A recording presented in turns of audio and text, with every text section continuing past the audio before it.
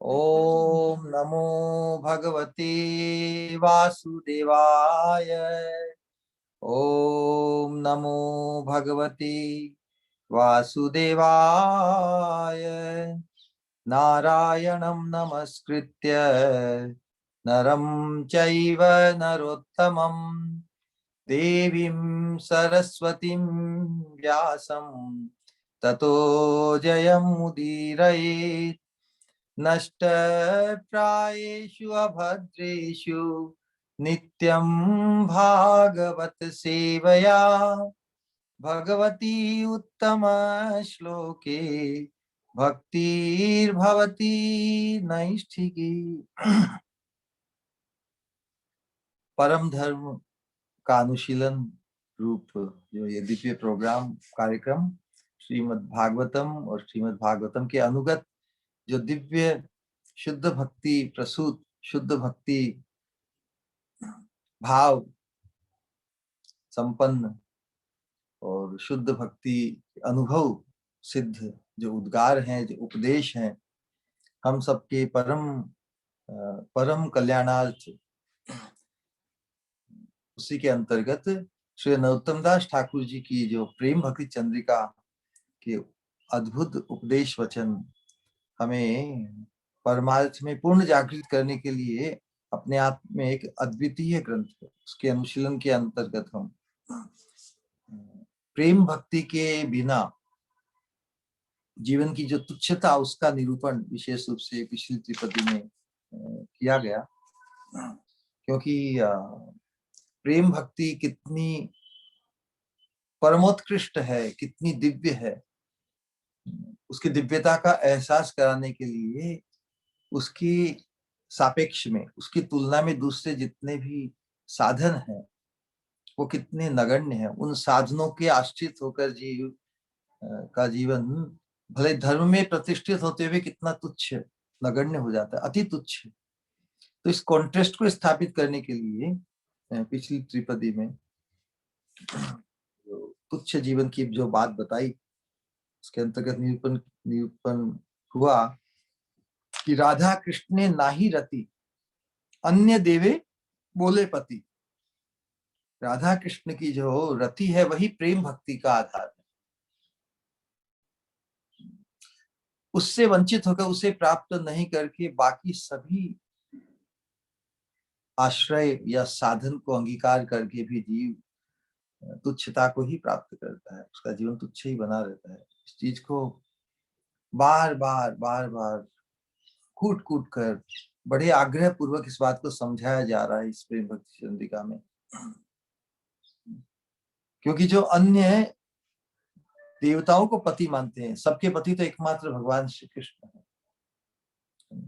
एकल ईश्वर कृष्ण आर सब भृत्य, सर्वेश्वरेश्वर श्री कृष्ण राधा कृष्ण।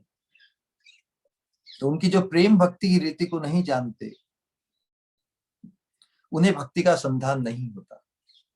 ना ही भक्ति का संधान भरमे करमे करे ध्यान, भ्रम पूर्वक भी अन्य दूसरी साधनाओं का या ध्यान इत्यादि करते हैं। वृथा तार ये छार जीवन। तो उसमें यही बताया कि भगवान श्री कृष्ण और हमारी जो साधना है वो युगल प्रीति की है। तो श्री राधा कृष्ण की प्रीति का जो मार्ग है, जो भजन है, उसको छोड़कर अन्य देव देवियों के प्रति जो प्रीति को भक्ति नहीं कहा जाता, क्योंकि भक्ति की जो वृत्ति है वो भक्ति का जो स्वरूप है उसका निरूपण संक्षेप में किया कि भगवान की अंतरंगा शक्ति की, भगवान की अंतरंगा शक्ति के अंतर्गत लादिनी और संबित शक्ति की सार वृत्ति रूप भक्ति है। तो भक्ति चिन्मय है, भक्ति त्रिगुणातीत है। जो देवी देवता और सबकी अवस्थिति वो त्रिगुणात्मक जगत में है। इसलिए जो त्रिगुणात्मक जगत की जो उपकरण या जो अवस्थिति है या उसमें जो व्यक्ति है, उनके प्रति प्रीति को भक्ति नहीं कहा जा सकता। लेकिन लोगों की बड़ी ही प्रबल धारणा होती है कि हम भी तो भक्त हैं। तो जो लोग अन्य देवी देवताओं को पति मानकर ही भक्ति भाव प्रकाशित करते हैं, वो भी अपने आप को बड़े गर्व से भक्त मानते हैं। तब तक ही भक्त मानते जब तक भक्ति के वास्तविक स्वरूप और भक्ति का वास्तविक परिचय उन्हें नहीं मिलता। नवदा भक्ति के अंतर्गत भी प्रहलाद महाराज कहते हैं ना कि श्रवणम कीर्तनम विष्णु स्मरणम। तो आदि या मूल विष्णु भगवान श्री कृष्ण ही है। तो जो नवदा भक्ति के अंतर्गत भी जो ये भाव, जो नव भाव है ना, ये भाव ही है। श्रवणम का भाव, कीर्तनम का भाव, स्मरणम का भाव, ये भगवान के प्रति ही डायरेक्ट साक्षात जब व्यक्त होता तब भक्ति आख्या को प्राप्त करते हैं, कि भक्ति का स्वरूप भाव है ना। तो जब भाव भगवान विष्णु कृष्ण राधा श्याम सुंदर के प्रति जब व्यक्त होता है तभी वो भक्ति कहलाती है। हमें इस चीज को याद रखना है। भक्ति का स्वरूप क्या है? भक्ति का स्वरूप है भाव। इसलिए भक्ति का रेस्टिंग प्लेस कहाँ है? भाव। भाव कहाँ होता है? हमारी चेतना में होता है। रेस्टिंग प्लेस, स्थायी स्थान जो भक्ति का है वो हमारी चेतना में है, कॉन्शियसनेस में है। इसलिए जब तक भगवान उस भाव के लक्ष्य नहीं बनते तब तक वो भाव भक्ति नहीं कहलाता, है ना। वास्तव में भगवान के प्रति, भगवान कृष्ण के प्रति जब निष्काम भाव से साधक भगवान के सुख के लिए, हमारी जो निष्कामता है वो संसार के दृष्टिकोण से कोई कामना नहीं, लेकिन भगवान को सुखी करने की कामना, कृष्ण प्रीत्यार्थ, कृष्ण आनंद, कृष्ण सुख वर्धन के उद्देश्य से, कृष्ण के आनंद के लिए जब अन्य भावना को, अन्याभिलाषिता शून्यम, अन्य अभिलाषाओं से शून्य होकर के एकमात्र कृष्णानुशीलनम, कृष्ण के आनंद वर्धन के लिए जो भाव व्यक्त किया जाता है तभी वो भक्ति आख्या को प्राप्त करता है। तभी उसी अवस्था में भगवान की जो स्वरूप शक्ति की जो वृत्ति है, जो हमने बताया कि लादिनी मतलब आह्लादकारी और संवित मतलब अनुभव देने वाली जो वृत्ति विशेष है, वो भक्त के चित्त में प्रविष्ट होकर भक्ति भाव से भक्त के चित्त में प्रविष्ट होकर कृष्ण के आकर्षण का केंद्र बन जाती है। चित्त वृत्ति जो भक्त की होती है शुद्ध भक्ति भाव से, तो भगवान की जो लादिनी शक्ति विशेष रूप से उसका एकमात्र कार्य कृष्ण के आनंद का वर्धन करना। तो लादिनी शक्ति जब हमारी शुद्ध भक्ति भाव से सिक्त होती है तो लादिनी शक्ति की वृत्ति मिलकर प्रीति, प्रीति या प्रेम भक्ति जो भी कहे वो नाम धारण, जो भगवान के आकर्षण का केंद्र बन जाती है। तो ये बहुत ही भक्ति के स्वरूप को हम उन्हें आज के सत्संग में भी प्रकाशित करेंगे। भक्ति के स्वरूप से जब हम परिचित हो जाएंगे बहुत अच्छी तरह से, भक्ति वास्तव में क्या है, रहस्य क्या है भक्ति का,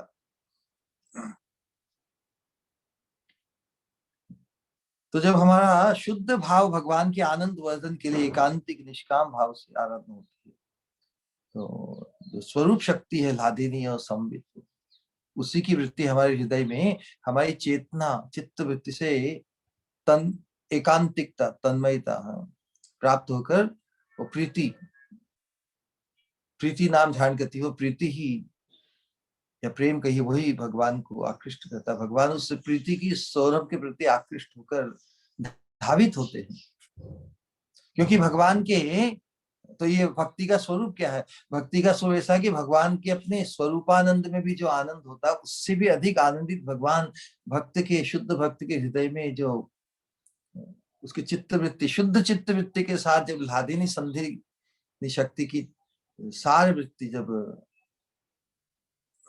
एकत्व धारण करती है और प्रीति नाम धारण करती है, उसके प्रति भगवान आकृष्ट हो जाते हैं। तो इसी चीज का निरूपण किया था कि भगवान के स्वरूपानंद से भी अधिक स्वादु भक्त का प्रेमानंद भगवान को आस्वादन प्रदान करता है। और लादिनी का यही कार्य है, नए नए ढंग से भगवान के को नए नए आस्वादन कराने में उसका कार्य है। तो जब हम शुद्ध भक्ति के धरातल पर आते हैं तो हम इस लादिनी शक्ति की कृपा से हम भी भगवान के आकर्षण का, भगवान के आनंद का केंद्र बन जाते हैं। भगवान सबके आनंद का केंद्र है ना, ले भक्ति ही इतनी स्वतंत्र है कि भक्त हम जैसे बद्ध जीवों के, हम जैसे नगण्य अक्षम जीवों के हृदय में भी उल्लादिनी की सारी वृत्ति प्रकाशित होकर प्रीति भाव को धारण करती है। तो भक्त का हृदय या भक्त का चित्त, भक्त का अंतःकरण, उससे जो सौरभ निकलती है वो भगवान के आकर्षण का केंद्र बन जाती है। इसीलिए बताया कि यदि कोई किसी कामना वासना, संसार के, इतर संसार की कामना वासना को लेकर जब हम आपात दृष्टि से साधन भक्ति या भक्ति का अनुष्ठान करते हैं तो उस अवस्था में लादिनी का प्रवेश हमारे चित्त में, हमारे हृदय में, अंतःकरण में नहीं हो सकता। और जब तक लादिनी का प्रवेश नहीं होगा तब तक हमारी जो भक्ति है वो प्रीति नहीं बन सकती। आपात दृष्टि से हम भजन भी करते हैं, कीर्तन भी करते हैं, पुकारते भी हैं इत्यादि, लेकिन जब तक हमारा भाव एकांतिक, एकमात्र कृष्ण प्रत्यार्थ, कृष्ण की संतुष्टि सुख के लिए, क्योंकि जब हम एक्नॉलेज करते हैं कि भगवान ने हमें सर्वस्व सब कुछ भगवान से मिला है, हम भगवान के होते हुए भी हम भगवान के लिए आज तक कुछ नहीं कर पाए, तब साधक की चित्तवृत्ति इस प्रकार भगवान के प्रति न्योछावर होना चाहती है। नैवोपयन्ति अपचितिम कवयस्तवेश्य ब्रह्मायुषापि कृतम रिद्ध मुदः स्मरन्त योन्तर बहिस्तनुभृताम अशुभम विधुन्वन आचार्य चैत्य वपुषा स्वगतिम व्यनक्ति। वास्तव में जो ग्रेटिट्यूड, जो कृतज्ञता जब साधक को भगवान की कृपा का बोध होता है, भगवान की अनंत कृपा की का एहसास जब साधक को होता है, तो भगवान सोचता है कि कोटि जन्म, साधक सोचता है कोटि जन्म न्योछावर करके भी हम भगवान के उपकार का प्रति उपकार नहीं कर सकते। इतना ओतप्रोत हो जाता है, इतना आह्लाद उसको प्राप्त होता है भगवान के उपकारों का स्मरण कर करके ही वो इतना उन्मादित, इतना आनंदित होता है। और जब उपकार के बदले में कुछ भक्ति भाव जो प्रकट करता है तो भगवान तो और रीझ जाते हैं। भगवान तो अनंत जन्मों से उस शुद्ध भक्ति भाव को ग्रहण करने के लिए, शुद्ध भक्ति भाव की सौरभ को प्राप्त करने के लिए ही तो ये अनंत काल से ये व्यवस्था है, किस प्रकार हम बद्ध अवस्था से उस शुद्ध भक्ति के सोपान पर अवस्थित होकर प्रीति धर्म को, प्रीति भाव को प्राप्त करें। महत्पुरुष के अनुगत्य में आकर, शुद्ध भक्तों के अनुगत्य में आकर उनके हृदय में जो शुद्ध प्रीति का भाव वो किस प्रकार हमारे हृदय में संक्रमित हो, क्योंकि इसकी पद्धति भी यही है। इस बात का निरूपण आज हम करेंगे। जो गुरु परंपरा है शुद्ध भक्तों की, जिस प्रीति भाव को वो अपने पूर्व आचार्यों से, गुरु वर्ग से प्राप्त करते हैं, उसी के माध्यम से वर्तमान साधक के हृदय में भी लादिनी शक्ति की विशेष वृत्ति, सर्वाति नंदी दिशाइनी, सर्वाति सबसे अधिक आनंदिनी, भगवान को अपने स्वरूप में आनंद है, अपने शक्तियों से आनंद है, फिर भी उन सबसे भी अधिक आनंद उन्हें शुद्ध भक्त के हृदय में जो शुद्ध भक्ति की सौरभ है उसके प्रति भगवान विशेष आकृष्ट हो जाते हैं। लेकिन क्या करें, हम देखते हैं संसार में कि अन्य अन्य जो उपासक हैं, अन्य देवी देवताओं के, वो केवल उनकी आकांक्षा इह लोक या परलोक, इह लोक में यदि सुख साधन अथवा परलोक में स्वर्ग या मोक्ष, ज्ञान कांड, कर्म कांड का हमें निरूपण अच्छी तरह से बहुत बार किया है त्रिपदी में भी। तो उससे वो वंचित रह जाते हैं, लेकिन वो अपने आप को मानते हैं भक्त, तो फिर वंचित हो गए ना।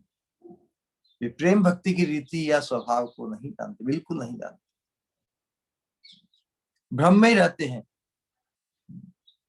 और जो भ्रम में रहता है उसका तो क्या होगा, कि वो असली वस्तु को नहीं प्राप्त कर सकता।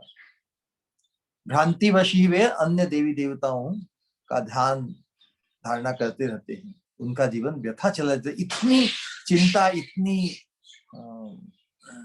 व्यथा व्यक्त करते हुए नरोत्तम दास ठाकुर जी आज पुनः जो परमार्थ तत्व को अच्छी तरह से कॉन्ट्रास्ट के साथ पुनः स्थापित करने के लिए उसी प्रकार का भाव व्यक्त कर रहे हैं कि परमार्थ को आइसोलेट करने के लिए किन किन चीजों को हमें छोड़ना होगा, किन किन चीजों में हमारी जो रति मति हो गई उसको छोड़ना पड़ेगा। तो आज की त्रिपदी में कहते हैं, ज्ञान कर्म करे लोक, नाही जाने भक्ति योग, नाना मते हैया अज्ञान, तार कथा नाही सुनी, परमार्थ तत्व जानी, प्रेम भक्ति भक्त गण प्राण, प्रेम भक्ति भक्त गण प्राण, प्रेम भक्ति भक्त गण प्राण। प्रेम भक्ति ही यथार्थ भक्तों का प्राण है।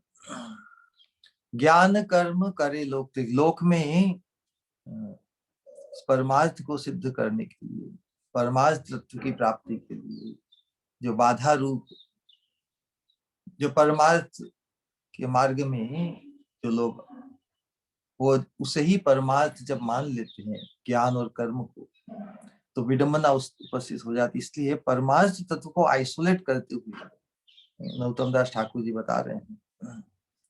भगवान ने भी भगवत गीता में बताया नहीं, योगी नाम अपनी सर्वेशा मद गतेन अंतरात्मा, श्रद्धावान भजते यो माम, भजते यो माम, समय युक्त तमो मत। भगवान श्रेष्ठ किसे मान रहे हैं? जो मद गतेन अंतरात्मा, श्रद्धावान, जो श्रद्धा पूर्वक मद गतेन अंतरात्मा, अंतर्भाव, आंतरिक भाव से, आंतरिक भाव मतलब आंतरिक भाव तो एकांतिक होगा, तो अंतर में चिंतन होता है, एक का ही हो सकता, एक साथ दो जगह का चिंतन नहीं हो सकता। स्थूल दृष्टि से हम एक साथ किसी को देख सकते हैं, सुन सकते हैं, सूंघ सकते हैं, लेकिन जब अंतर में ध्यान तो एकांतिक ही होगा। तो मत गति ना अंतरात्मा, ना भगवान कहते हैं अंतर्भाव से एकांतिक जो मेरा ही भजन करता है, मुझ परायण, मुझ में युक्त है, वही श्रेष्ठ है ना। लेकिन उस चीज को नहीं समझकर जो अवस्था होती है साधकों की, उसके पहले क्या बता रहे भगवान कि जितने भी अलग अलग जो ध्यान है, तपस्वीभ्यो, तपस्वी से भी योगी श्रेष्ठ है, ज्ञानी से भी योगी श्रेष्ठ है, तपस्वीभ्यो अधिको योगी, ज्ञानी भ्यो भी मतोत्तम है ना, वो बताया है। कर्मी भ्यश्चाभिधिको योगी तस्माद योगी भवार्जुन। तो भगवान योग का तात्पर्य ही है कि जो भगवान से युक्त है, किसी न किसी रूप से जो भगवान में युक्त, लेकिन उन योगियों में भी जो एकांतिक भाव से मुझ में आ सकता है, मुझ में अनुरक्त है। मद गतेन अंतरात्मना श्रद्धावान भजते यो माम, जो आंतरिक भाव से केवल मेरा भजन करता है, तो एकांतिक जो भक्त है वही भगवान की दृष्टि में श्रेष्ठ बता रहे हैं। लेकिन जो अनेक प्रकार के मतों में फंसकर भगवान जो परम लक्ष्य है सभी का, सभी गतिविधियों की, वासुदेव परा वेदा, वासुदेव परा मखा, वासुदेव परा योगा, वासुदेव परा क्रिया, वासुदेव परम ज्ञानम, वासुदेव परम तप, वासुदेव परो धर्मो, वासुदेव परा गति। जीव मात्र की जो परा, अल्टीमेट सुप्रीम डेस्टिनेशन गति, गति ऐसा सीमा, गति ऐसा चाल भी, गति अर्थात डेस्टिनेशन भी, और गति अर्थात सीमा भी। तो सबकी सीमा तो भगवान श्री कृष्ण है, लेकिन उस चीज को नहीं समझ के अन्य अन्य जो मार्ग में अन्य अन्य मतों का आश्रय लेकर अज्ञान में भक्ति का जो स्वरूप आकृति उससे परिचित नहीं होते, तो वंचित रह जाते हैं। तो इसीलिए भक्ति की जो श्रेष्ठता, भक्ति का जो स्वरूप है, भक्ति का जो उद्गम है, भक्ति का जो गठन है, उसकी गरिमा, उसकी श्रेष्ठता, उसकी अद्वितीयता, उसकी अनुपमता, उसकी निरुपमता जब तक हमारे चित्त में अंकित नहीं होती, भक्ति इतनी श्रेष्ठ है, इतनी दिव्य है कि उसके स्वरूप से परिचित होने से हम भक्ति के अलावा दूसरा भाव हृदय में हम पनाह दे ही नहीं पाएंगे।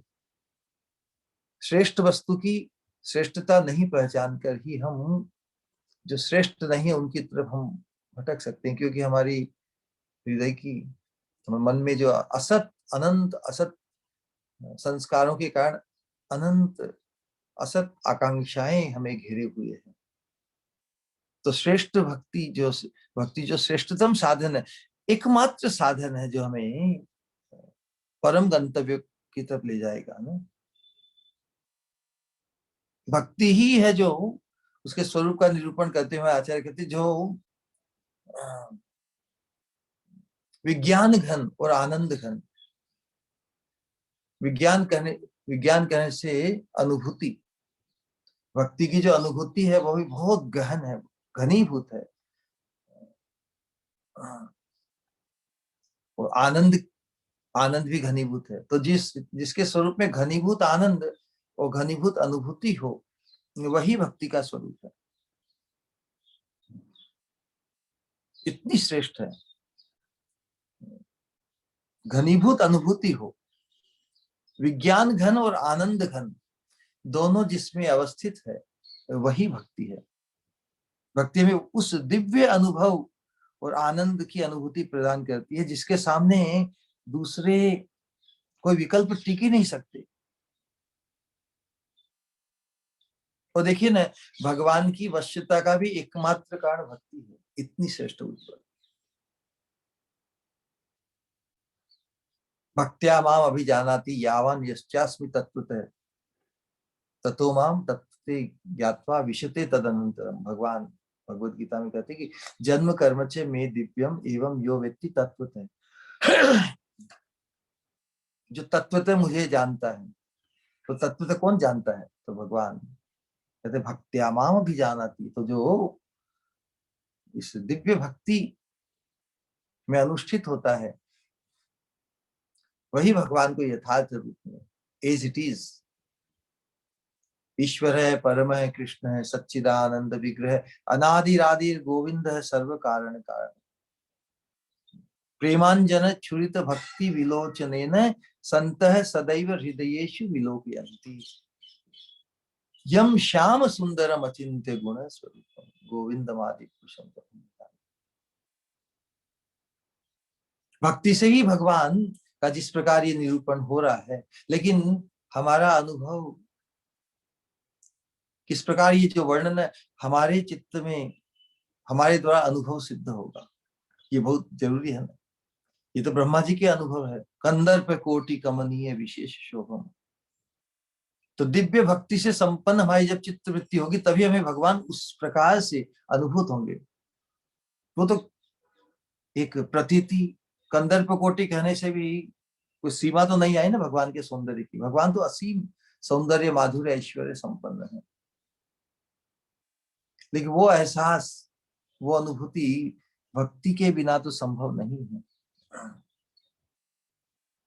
ना।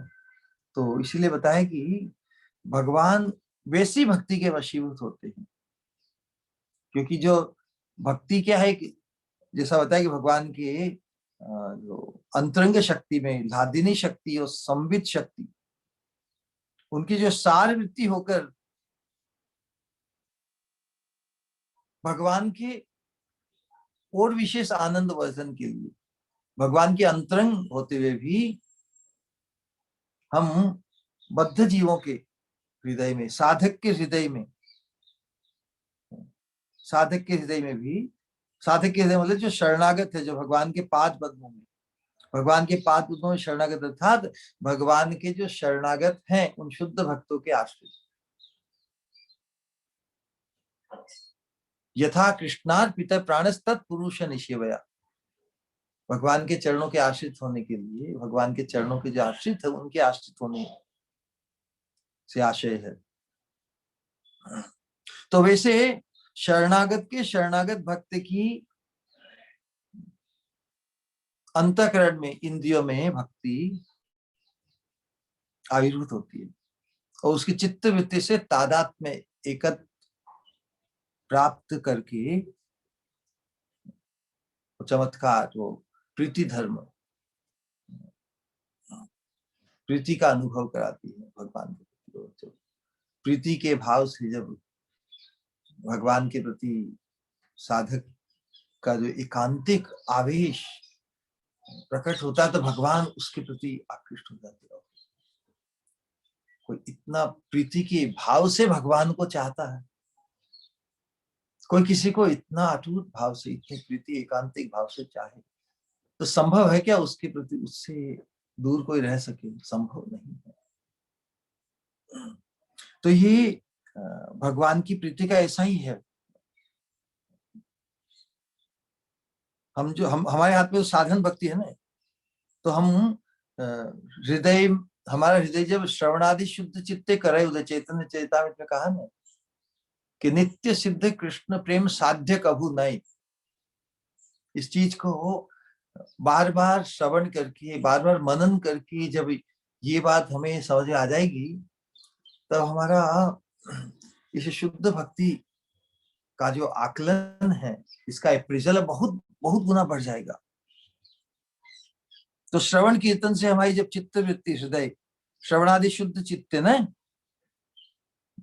जो कृष्ण प्रेम जिसकी हम आकांक्षा करते हैं, लक्ष्य करते हैं, वो सुप्त रूप में हमारे अंतर में ही, जीव के अंतर में ही आवृत होकर विराजमान है।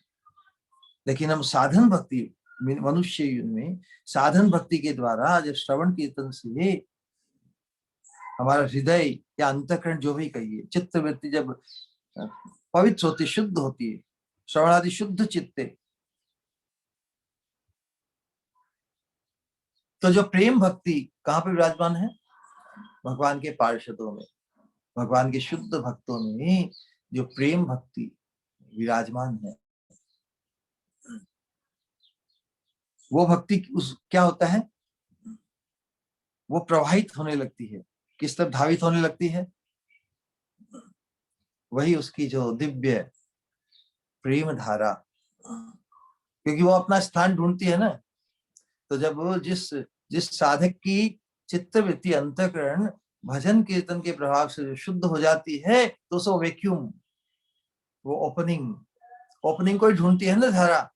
तो उसी प्रकार भगवान के शुद्ध भक्तों, भगवान के पार्षदों के हृदय में जो प्रेम भक्ति की धारा है वो प्रवाहित होने लगती। किस माध्यम से? शुद्ध भक्तों की प्रणाली के माध्यम से, शुद्ध भक्तों की परंपरा के माध्यम से। ये बहुत साइंटिफिक है। वो प्रेम भक्ति उस स्थान को ढूंढती है जहां पर वैक्यूम, जहां पे ओपनिंग हुई है। तो जिस साधक के हृदय की शुद्ध वृत्ति भजन कीर्तन के आवेश से जब पवित्र हो जाती है, एकांतिक भाव जब जागृत हो जाता है भगवान के सुख के लिए, भगवान के सुख के अतिरिक्त और कोई भाव वहां पे टिकता नहीं, तो वो प्रेम भक्ति इसमें प्रवेश कर जाती है। माध्यम वही है, शुद्ध भक्तों की, साधु भक्तों की प्रणालिका के माध्यम से प्रपंच में अवतरित होती है। प्रपंच में जहां पर हम अवस्थित हैं अभी, शरीर से इत्यादि से। लेकिन जब हमारी चेतना, हमारी कॉन्शियसनेस जब उस दिव्यता को ग्रहण करने की योग्यता अर्जित करती है हमारी साधन भक्ति के माध्यम से, श्री गुरु की कृपा के माध्यम से, क्योंकि जो एकांतिक भजन है उसमें भगवान को जो भगवान को जो प्रसन्नता प्रदान करे, भगवान का आनंद वर्धन करे। भगवान कहते हैं कि मद भक्त पूज्याभ्यधिका, जो भगवान की प्रीति संपादन करे, उस भाव में अवस्थित साधक की चित्तवृत्ति पवित्र होने पर वो जो शुद्ध जो प्रीति है वो उसके हृदय में भी गुरु परंपरा, शुद्ध भक्तों की प्रभुपाद श्रीपाद परंपरा के माध्यम से उसके हृदय में प्रकाशित होती है। तो यही उसका क्रम है।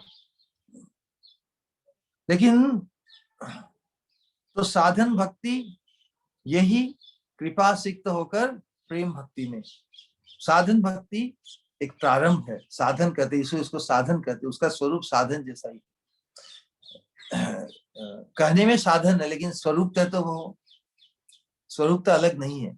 स्वरूप साधन भक्ति और साध्य भक्ति या प्रेम भक्ति अलग नहीं है। स्वरूप एक ही वस्तु का प्रारंभ है और उसी वस्तु का जो अंतिम छोर है वो प्रेम भक्ति है। स्वरूप तो दोनों भेद नहीं है,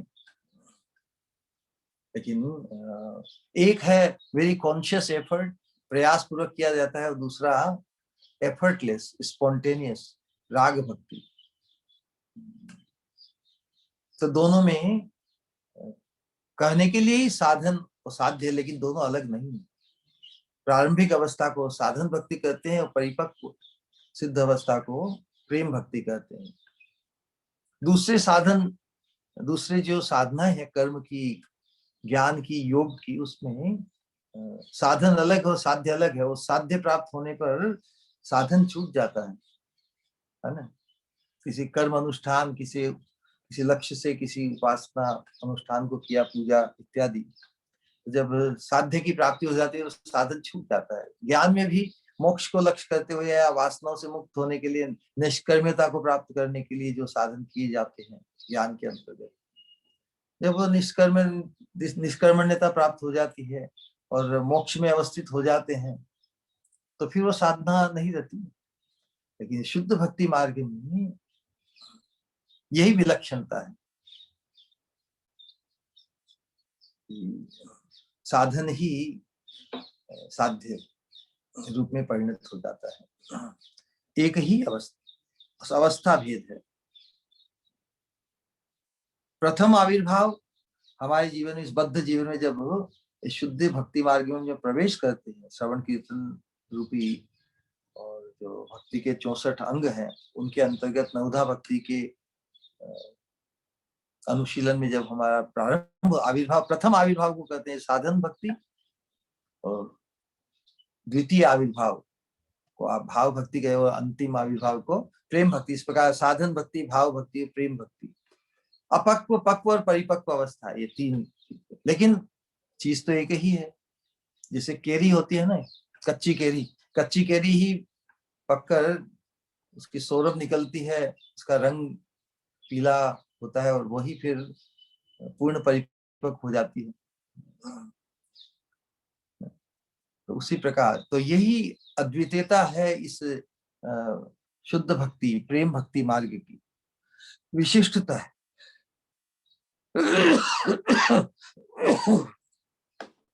तो इससे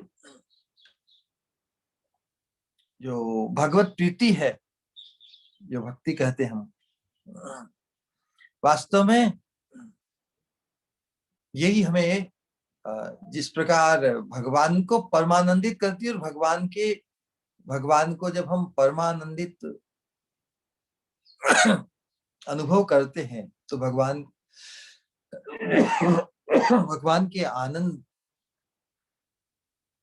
को आनंदित देखकर, अनुभव करके हम भी आनंदित होते हैं। इससे स्पष्ट होता है कि हमारा जो परमानंद का जो आस्वादन है वो स्वतंत्र नहीं है। भगवान ही परमानंदित होते हैं जब प्राइमरीली, मुख्य रूप से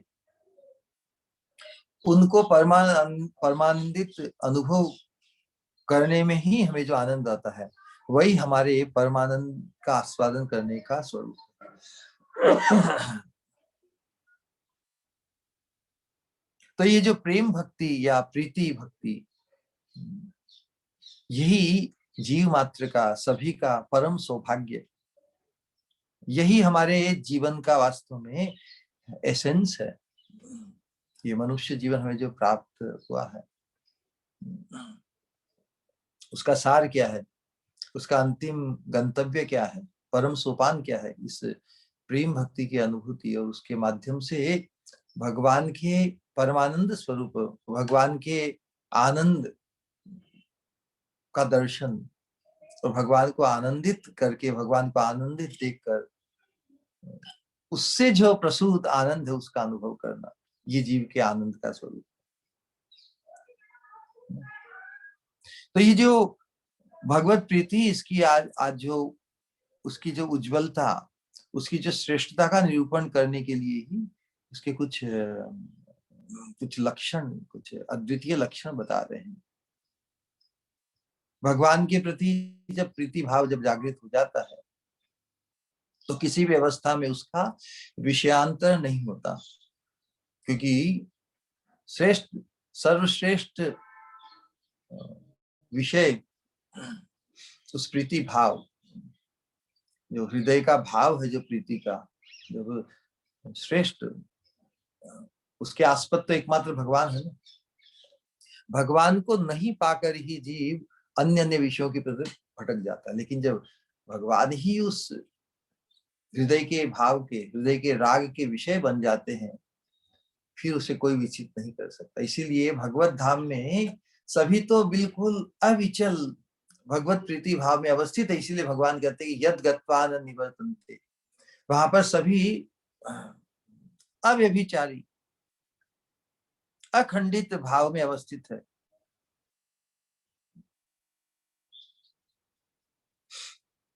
खंडित हो ही नहीं सकती।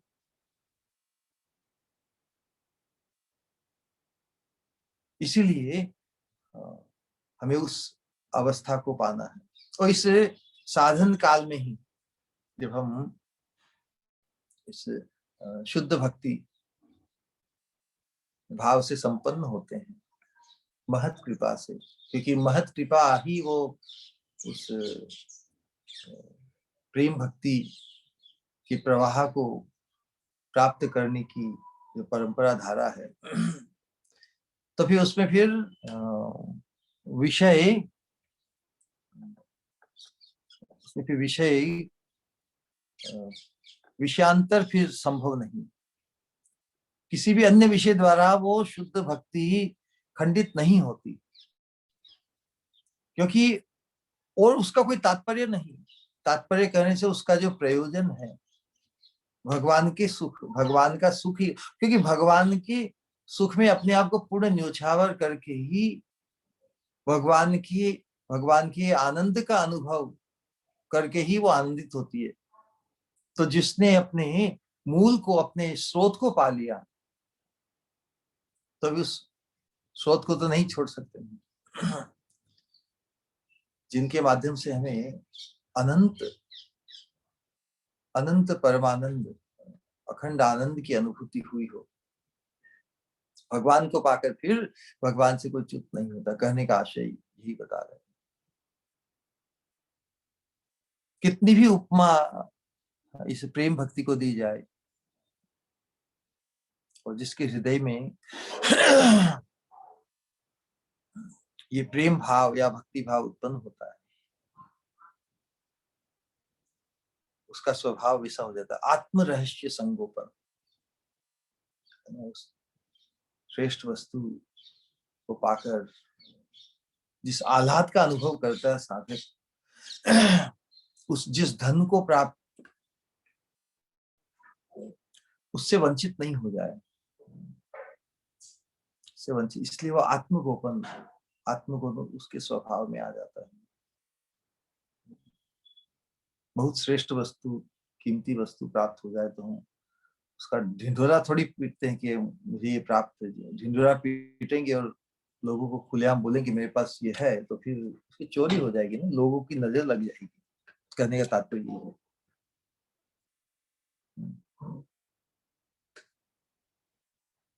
और हमेशा ही भगवान में वो जिस प्रकार जो निष्ठा कैसी है बता रहे हैं कि भगवान में पातिवृत्य व्रत निष्ठा, भगवान करने से हमारी जो उपासना है युगल की है, विशेष रूप से इस राग भक्ति के अंतर्गत जो हमारी जो अल्टीमेट आकांक्षा, एकांतिक आकांक्षा राधा रानी के चरणों का आश्रय, मंजरी भाव से मंजरी चिन्मय देह की प्राप्ति द्वारा जो पातिवृत्य भाव राधा रानी के चरणों के प्रति एकांतिक ऐसी निष्ठा, जैसी सती स्त्री होती है, पति ही उसके लिए सर्वस्व होते हैं ना, पति की खुशी में ही वो अपना सर्वस्व न्यौछावर करके अपने आप को धन्य मानती है।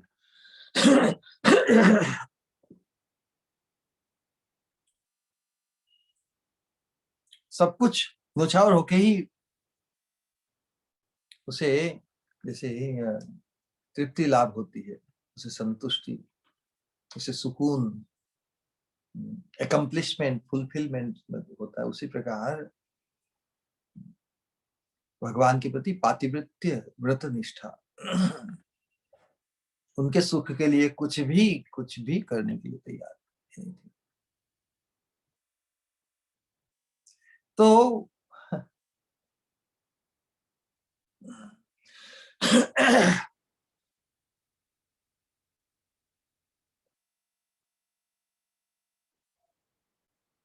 भगवान का मन हरण करना ही जिसका एकमात्र उपाय, अर्थात यदि कोई भगवान को आकृष्ट करना चाहे तो ये जो प्रेम भक्ति है यही एकमात्र साधन है, उपाय है। विचार कीजिए, जिसकी महिमा इतनी अथाह है, अनंत है, वैसी प्रेम भक्ति से परिचित होकर कौन बुद्धिमान व्यक्ति होगा जो अन्य साधनों के प्रति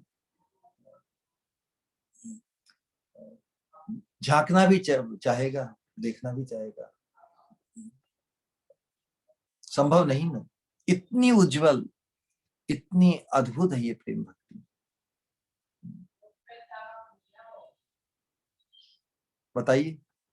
और हमारे शुद्ध भक्तों की जो परंपरा है, भक्ति विनोद ठाकुर, नरोत्तम दास ठाकुर जी की, जिनका हम अनुसरण कर रहे हैं, तो साधुओं से, शास्त्रों से, शुद्ध भक्ति से परिचित होकर, इनके दिव्य गुणों को जानकर कौन इस शुद्ध भक्ति के आश्रय को छोड़कर ज्ञान, कर्म, योग साधनाओं में आकृष्ट होगा? संभव नहीं, संभव नहीं है। तो वैसा ही होगा कि कोई किसी व्यक्ति को प्यास लगी हो, है ना, जितने भी साधक है प्यासे तो है ही ना, प्यास तो लगी है, लेकिन अमृत सिंधु को छोड़ के कोई मरुभूमि में जाएगा? मरुभूमि में आकर्षण का कारण है जो मृग मरीचिका होती है, मृग मरीचिका में जल की प्रतीति होती है,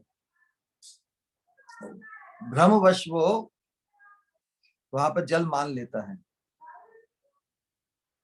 तो वही अवस्था हुई कि अमृत सागर, अमृत सिंधु को छोड़कर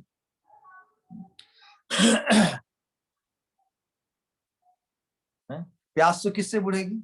जो वास्तविक अमृत है, जो वास्तविक पेय है, आस्वादनीय है, तृप्तिमय है, उसको त्याग कर मरीचिका के पीछे दौड़ेगा, क्या होगा? दौड़ेगा अवश्य, साधन करेगा, बहुत ही कठिन, कि दौड़ने में तो परिश्रम होता है, लेकिन परिणाम क्या होगा? मृत्यु। क्योंकि मरीचिका, मृग मरीचिका, ये जो भगवान जो त्रिगुणात्मक सृष्टि बनाए हैं ना, त्रिगुणात्मक सृष्टि में ही एक पदार्थ का दूसरे पदार्थ में रिफ्लेक्शन होता है, तो उस भूमि में भी जल की प्रतीति होती है, उसे जल मानना ये अज्ञान है। ऐसा नहीं कि जो भ्रम है मृगमरीचिका में, जो आकाश से जो प्रकाश का जो रिफ्लेक्शन भूमि पर होने से जल की जो प्रतीति होती है, जल की प्रतीति गलत नहीं है, इस चीज को समझना होगा। कोई ज्ञानी हो व्यक्ति, ज्ञानी व्यक्ति भी देखेगा तो उसको भी जल की प्रतीति होगी, लेकिन उसे जल नहीं मान लेना है, बस यही फर्क है। जल की प्रतीति होते हुए भी वो जल नहीं है ऐसा जो मानता है वो ज्ञानी है। जल की प्रतीति होके उसे जल मान लेता है, वो वही भ्रम में आ गया है ना। जो माया के स्वरूप का निरूपण करते हुए, माया वो है जो नहीं है, तो क्या नहीं है? क्या जल की प्रतीति नहीं है? जल की प्रतीति है, तो जल की प्रतीति होना वो माया नहीं है। तो जल की प्रतीति में जल मान लेना वो माया है। लोग कहते स्त्री माया या पुरुष माया। स्त्री माया नहीं है, लेकिन स्त्री स्त्री तो भगवान की शक्ति है ना। मातृवत पर दारेशु, दूसरों की जो स्त्री है उसके प्रति मातृभाव, पूज्य भाव, आदर का भाव व्यक्त होना, वही बुद्धिमानी है ना। मातृवत पर दारेशु, पर दृष्टि, पर द्रव्येशु लोष्ट्रवत, दूसरों की जो वस्तु है, द्रव्य है, उसमें कचरा बुद्धि, लोष्ट्रवत, पत्थर, और आत्मवत सर्वभूतेषु, दूसरों के प्रति वैसा ही भाव व्यक्त करें जैसा हम अपने प्रति चाहते हैं। आत्मवत सर्वभूतेषु, मुझमें संवेदना है, मुझमें संकल्प शक्ति है, मुझमें फीलिंग है, मैं कैसा अनुभव करूंगा, तो जिस प्रकार का व्यवहार हम अपने प्रति चाहते हैं वैसा ही व्यवहार अन्यों के प्रति जो करे वही बुद्धिमान है।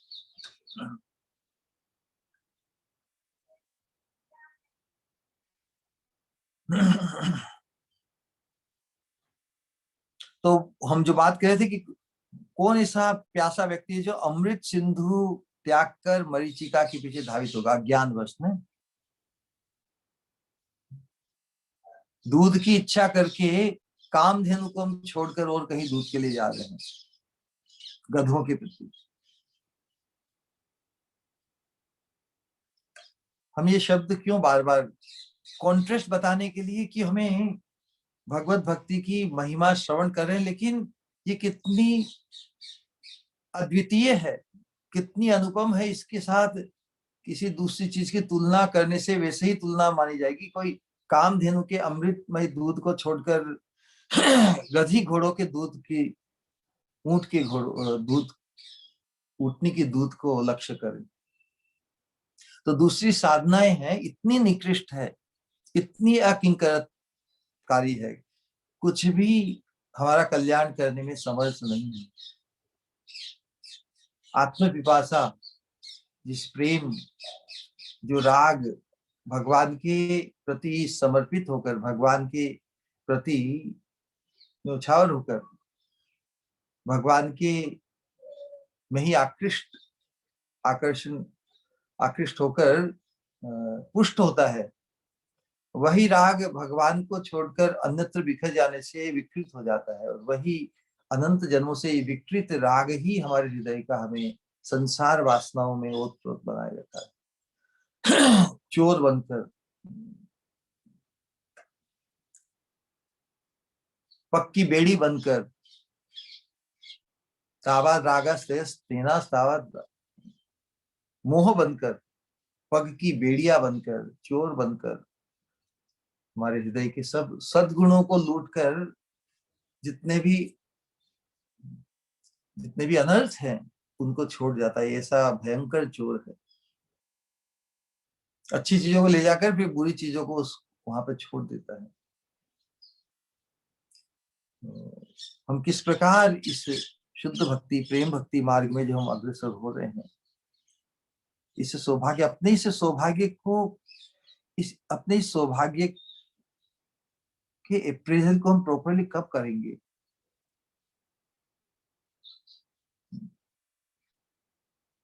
तो हम समझ सकते हैं ना कि हमें ये जो भगवत भक्ति, प्रेम भक्ति का जो आश्रय प्राप्त हुआ है, इस प्रेम भक्ति चंद्रिका के अनुशीलन के अंतर्गत।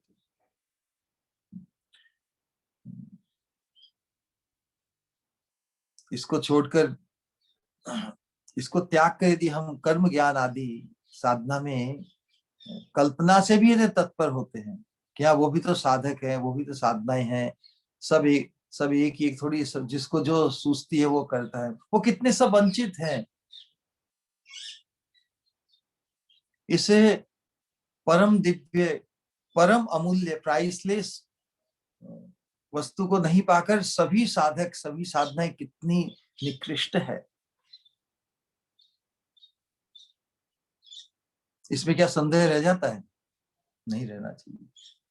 श्रीमद् भागवत में इसी बात को बताने के लिए ब्रह्मा जी 10वें स्कंद के 14वें अध्याय में श्लोक संख्या 4 में बताते हैं, श्रेय श्रुतिम भक्ति मुदश्यते विभो क्लिशन्ति ये केवल बोध लब्धे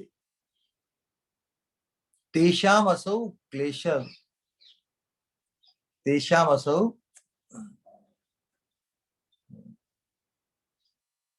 करें कि श्रेय श्रुतिम भक्ति मुदश्यते विभो, जो हमारे आत्मा के परम श्रेय क्या है? आनंद की अनुभूति। आनंद की अनुभूति के लिए भगवान के परमानंद स्वरूप की अनुभूति होना आवश्यक है ना, क्योंकि हमारा जो आनंद अनुभव करने का जो रीति है वो स्वतंत्र नहीं है। भगवान जो परमानंद स्वरूप है, उनको उस रूप में अनुभव करके ही हमें जो आनंद अनुभव होता है। तो भगवान को हम परमानंद स्वरूप, ये अनुभूति कैसे होगी प्रेम भक्ति के बिना? इसलिए बताया कि श्रेय श्रुतिम भक्तिम उदश्य ते विभो, हे भगवान, परम श्रेय का साधन रूप, मतलब परमानंद का अनुभव कराने वाला जो साधन है वो आपकी भक्ति ही है। आपकी की प्राप्ति का उपाय ना, श्रेय श्रुतिम भक्ति में उदश्यते, उसको छोड़कर, उस भक्ति को छोड़कर जो क्लिश्यंती केवल बोध लब्ध है, ज्ञान प्राप्ति के लिए, सो हम शिवो हम, मैं आत्मा हूं, आत्मा हूं, आत्मा में ही रटे लगा रहा है। लेकिन ज्ञान का लक्ष्य तो भगवान है। ज्ञान अर्थात जिससे हमें अनुभव की प्राप्ति, किस अनुभव को हम ढूंढ रहे हैं? परमानंद, आनंद अनुभव के जो स्रोत है, कि जो लक्ष्य है वो तो भगवान है। लेकिन जो ज्ञान की साधना में केवल रटे लगाए जा रहा है, लेकिन भगवान के आश्रित नहीं होता, कहने का यही मतलब है। जो भगवान के आश्रित हुए बिना ज्ञान की साधना करता है, उसे, उसकी अवस्था कैसी होती है? प्रयास तो चल रहा है, ये प्रयास चलते हुए भी लक्ष्य से च्युत हो गया, ढूंढ रहा है, लेकिन जहां पर है ज्ञान का लक्ष्य भी, वासुदेव परम ज्ञानम, भगवान श्री कृष्ण ही ज्ञान के चरम लक्ष्य है। अनुभव की पराकाष्ठा है भगवान।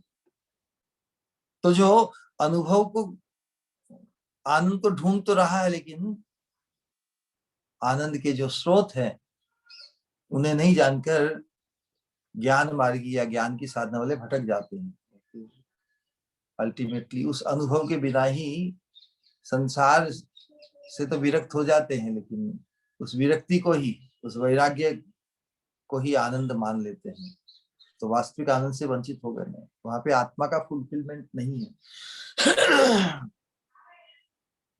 ज्ञान की साधना में तो जीव और ब्रह्म का एक, आत्मा सो परमात्मा, आत्मा सो परमात्मा, आत्मा सो परमात्मा, मैं ही आत्मा हूँ, मैं ही आत्मा हूँ, मैं ही परमात्मा, मैं ही कृष्ण हूँ, मैं ही ज्ञान राम हूँ, मैं ही सब कुछ, मैं ही, ये बकरीपना, ज्ञान की साधना वास्तव में बकरीपना है।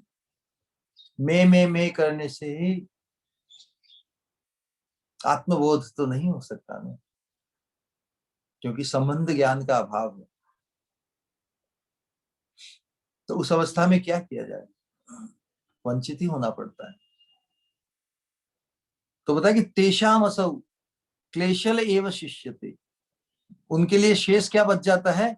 क्लेश ही क्लेश, कष्ट ही कष्ट, परिश्रम ही परिश्रम। क्योंकि उनकी ज्ञान की साधना वैसी है जैसे थोथे धान को कूटना अन्न पाने के लिए। कोरी ज्ञान की साधना धान निकाले हुए भूसे को कूटने जैसी है। तेषाम असौ क्लेशल अवशिष्यते नान्यद यथा स्थूल तुषाव घाती नाम।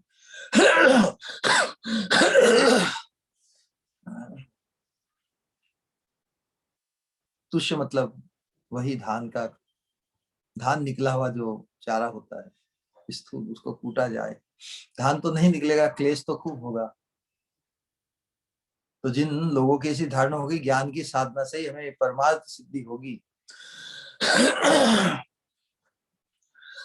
कोटि जन्मों तक वो प्रयास करे, तो कोटि जन्मों का प्रयास यही विडंबना बन जाता है कि इतने लंबे समय का इन्वेस्टमेंट जिसमें होता है, धारणा हो जाती है, व्यक्ति का स्वभाव द्वितीय स्वभाव बन जाता है।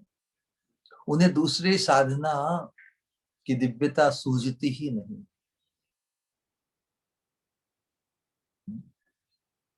ये तो महत् पुरुष की कृपा, महत् पुरुष के सानिध्य में आने से उसको, उस महत् पुरुष के प्रति कुछ अनुकूल भाव जब जागृत होता है तो भगवान की कृपा होना चाहती है उस जीव पर। तब उसे अपनी साधना का दोष, अपनी साधना की अपूर्णता का बोध होता है। तब फिर वह शुद्ध भक्ति मार्ग में कि उसकी चित्त वृत्ति धीरे धीरे परिवर्तित होती है। अन्यथा बहुत मुश्किल है, बहुत मुश्किल है। तो यही बता रहे हैं कि भगवान ब्रह्मा जी कहते हैं कि वास्तविक जो भक्ति है, जो स्वरूप सिद्धा भक्ति है, साक्षात भगवान के नाम रूप गुण लीला धाम परिकर, इनका अनुशीलन ही वास्तव में भक्ति है। वो भगवान के नाम रूप गुण लीला ध्यान धाम इत्यादि का जो अनुशीलन है, उसकी स्मृति, उसकी महिमा का स्मरण, गान, कीर्तन इत्यादि, वही हमें भगवान के प्रति अनुरक्त करती है ना। वो संग, जैसा करेंगे हम संग वैसा ही लगेगा रंग ना। तो हमारा जो अनुशीलन है किनका है, किनके संबंध से है, उसके अनुरूप ही हमारी आसक्ति, हमारी चित्त आसक्त उसी में होता है जिसके लिए हम प्रयास करते हैं। हम कॉन्शियसली ये चाहते हैं ना कि भगवान में हमारी चित्त वृत्ति अनुरक्त हो।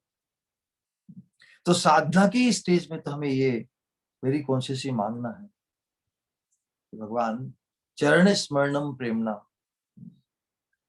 तब देव सुदुर्लभम। ये बहुत दुर्लभ है ना, भगवान में हम, भगवान के चरणों में प्रीतिमय अनुरक्ति हमारी हो जाए, ये कितनी दुर्लभ है।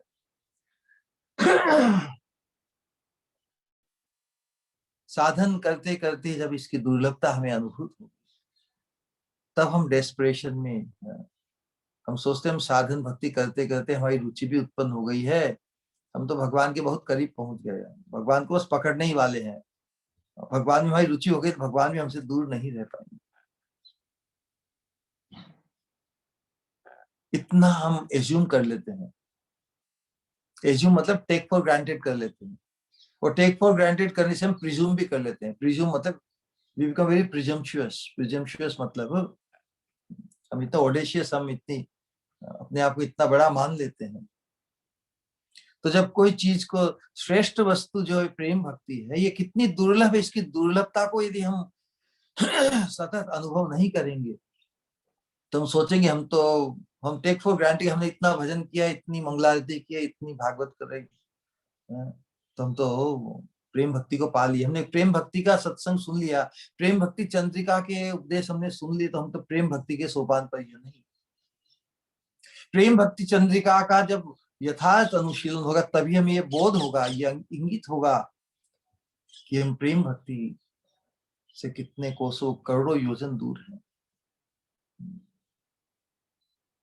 किसी श्रेष्ठ वस्तु से दूरी तभी तो हमें उत्कंठित, लालायित, डेस्परेट, व्यग्र करेगी उसे पाने के लिए। दुर्लभता अर्थात उसकी कीमती, बहुत दुर्लभ मतलब अति कीमती है, उसकी कीमत देने के लिए हमारे पास पर्याप्त साधन नहीं, या साधन पर्याप्त नहीं उसे प्राप्त करने के लिए। है ना पैराडॉक्स। हम इस प्रेम भक्ति की साधना में जितना अग्रसर होंगे उतनी ही हमें इस भगवत प्राप्ति या भगवत प्रेम का अभाव हमें अनुभूत होगा हमारे हृदय में। लेकिन वो अभाव दिव्य अभाव है। वो अभाव हमें हमारी आकांक्षा को एकांतिक कर देगा। संसार में भी जिस चीज का अभाव होता है वो खटकता है ना, सतत खटकता है। तो भगवत दर्शन, राधा रानी के चरणों के आश्रय की प्राप्ति का अभाव, उनकी कृपा कटाक्ष का अभाव यदि हमें खटके तो ये दिव्यता का सोपान है। लेकिन जो ऐसा मान ले कि नहीं मुझे तो प्राप्त हो गया, मैं तो बहुत भक्ति में, तो प्रेम भक्ति में, तो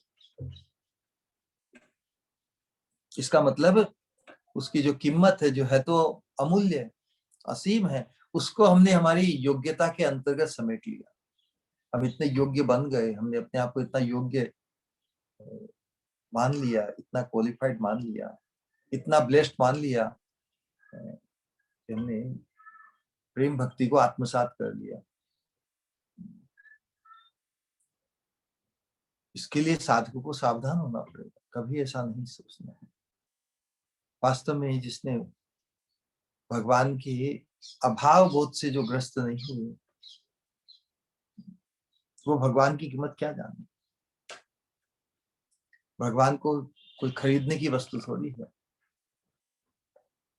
भगवान तो चाहने की वस्तु है। जब चाहत हो जाती है किसी के प्रति, वो कितनी दिव्य अवस्था है।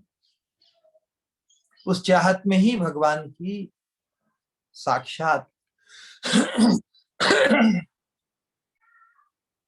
उपलब्धि है, क्योंकि उनसे फिर एक पल के लिए भी विस्मृति नहीं है ना।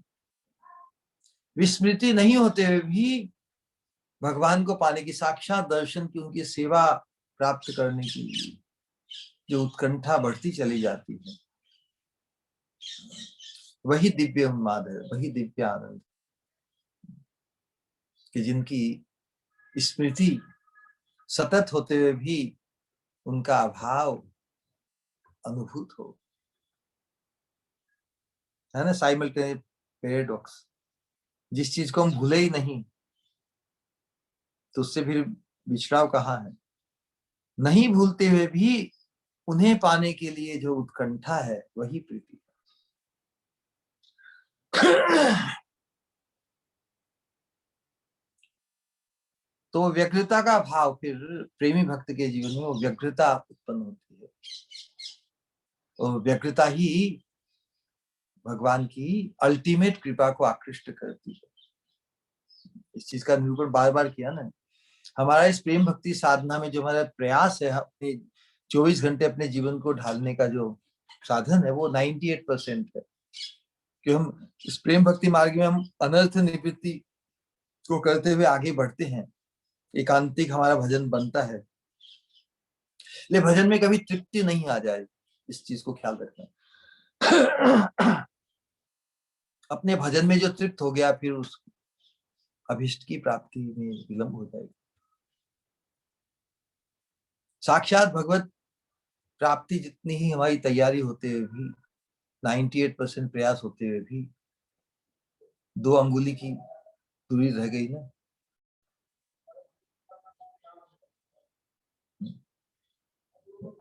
एक जो अंगुली है दूरी, वो हमारा डेस्परेशन, कि हम भगवान को कितना चाहते हैं। हमारी चाहत की जो प्रबलता है वही भगवान की परम अल्टीमेट कृपा को आकृष्ट करती है। इसीलिए नरोत्तम दास ठाकुर जी ने बाद में जो प्रार्थनाओं में जो जो पुकार व्यक्त की है भगवान की उस परम कृपा को आकृष्ट करने के लिए, तो प्रेम भक्ति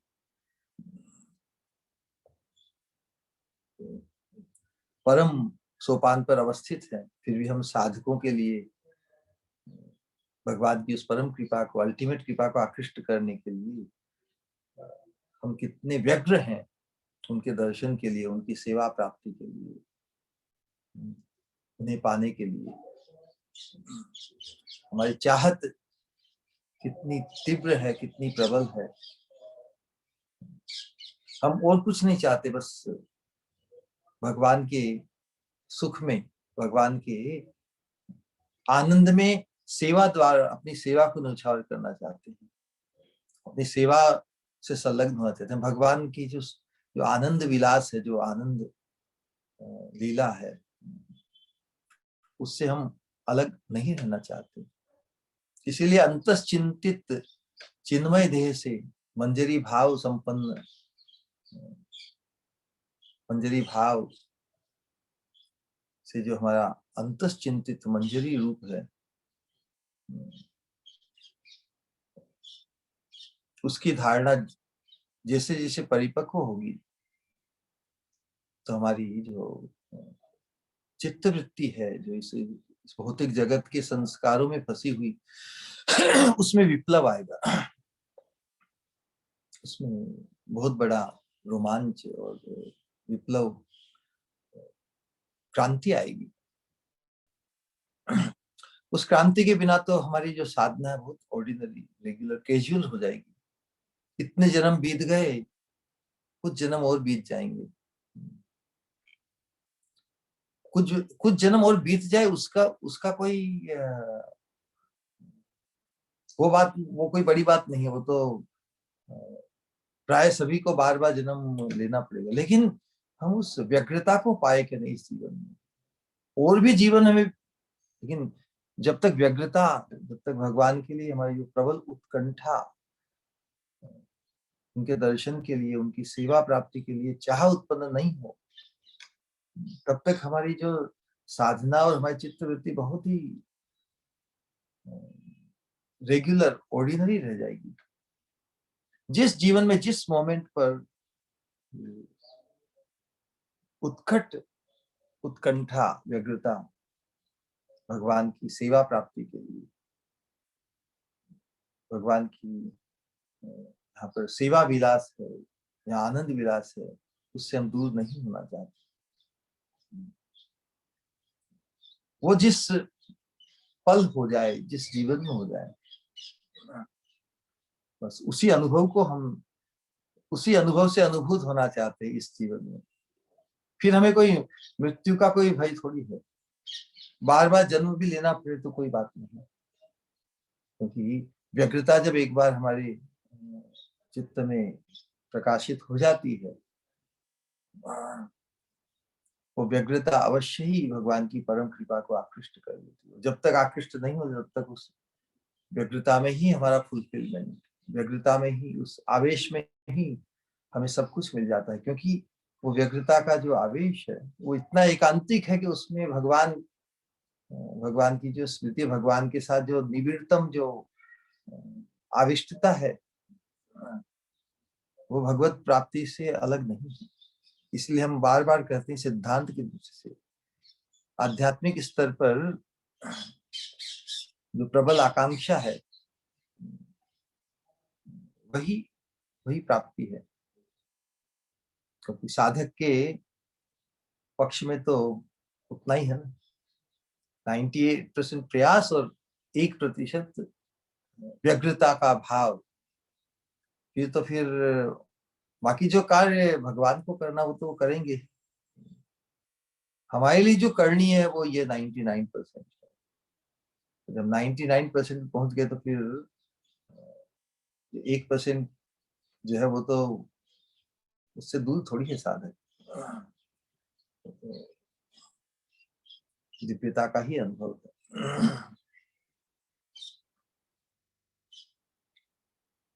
तो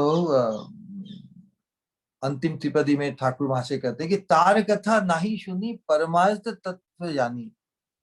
तो जितनी भी अन्य साधनाएं हैं उनकी कथा उनके सिद्धांत, उनमें हमें हमारा चित्त नहीं लगाना है। तार कथा नहीं सुनी परमार्थ तत्व जानी से प्रेम भक्ति भक्त गण प्राण।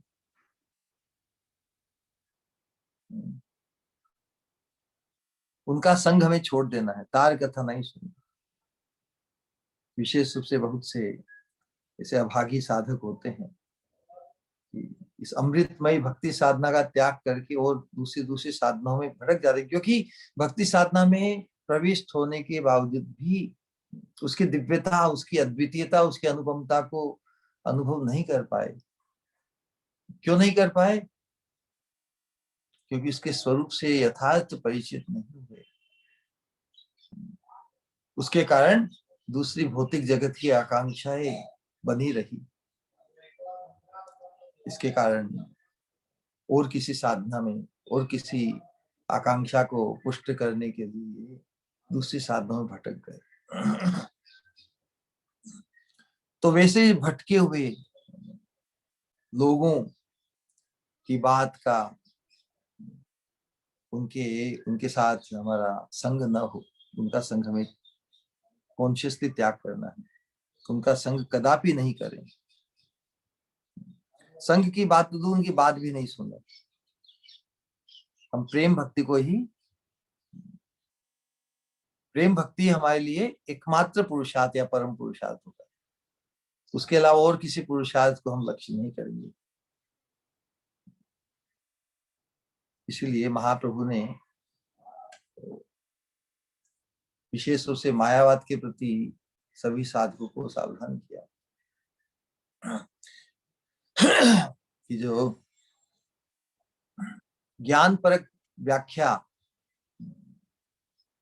साधकों के लिए बहुत ही भयंकर है। मायावादी भाष्य सुनिए, हाय सर्वनाश।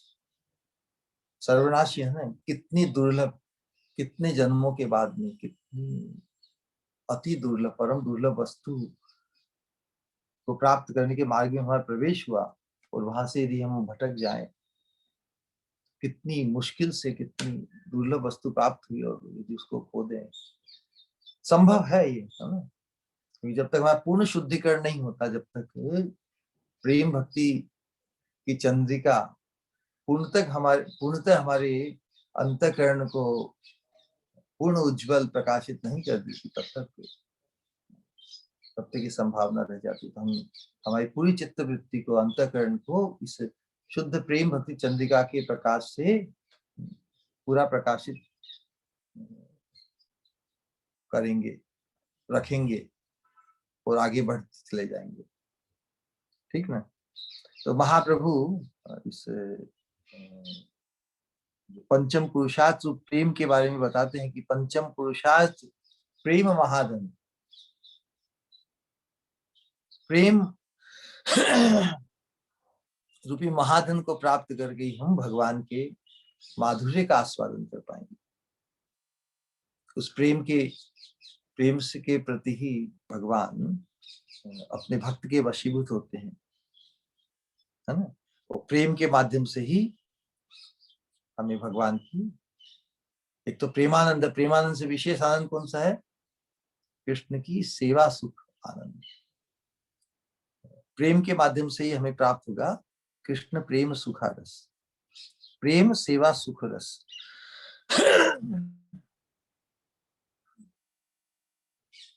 तो उत्कंठा के साथ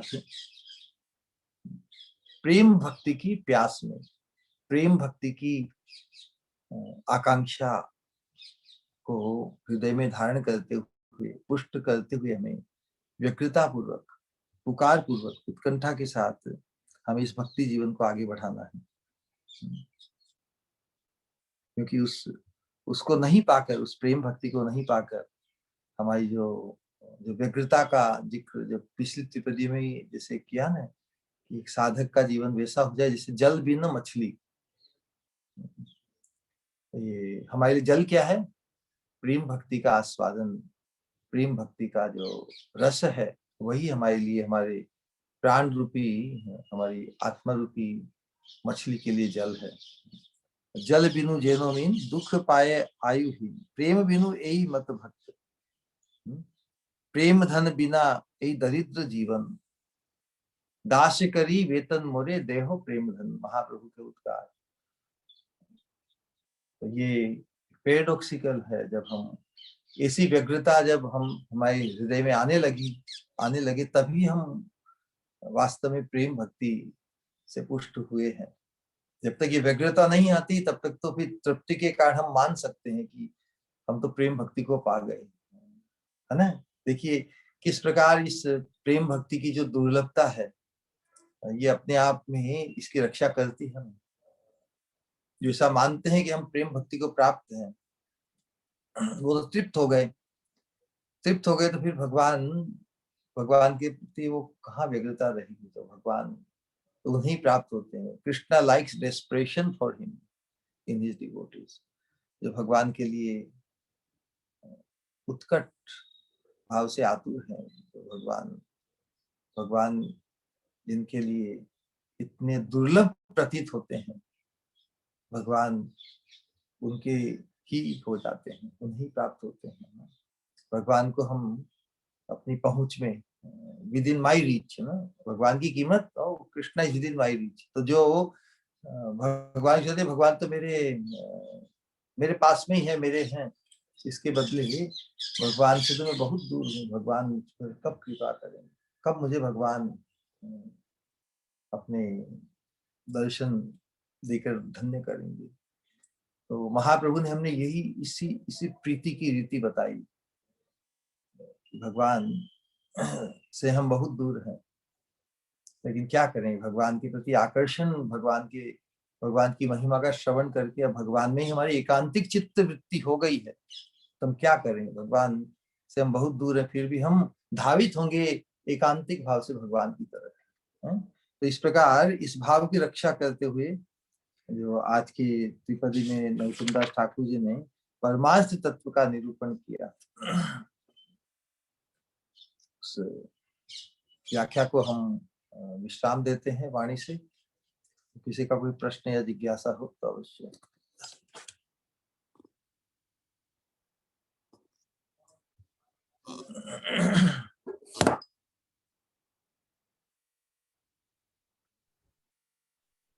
प्रणाम श्री।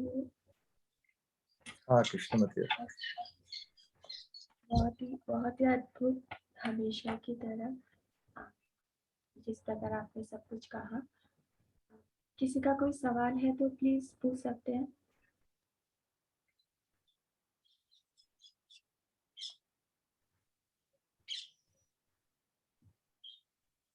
ओके, मेरा सवाल था,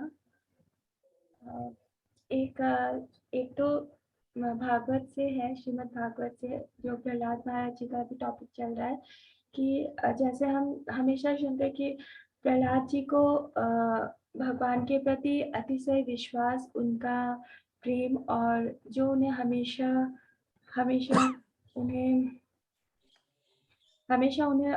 हर विघ्न से बचाए। पर क्या प्रहलाद जी को भी विरह महसूस होता था भगवान का?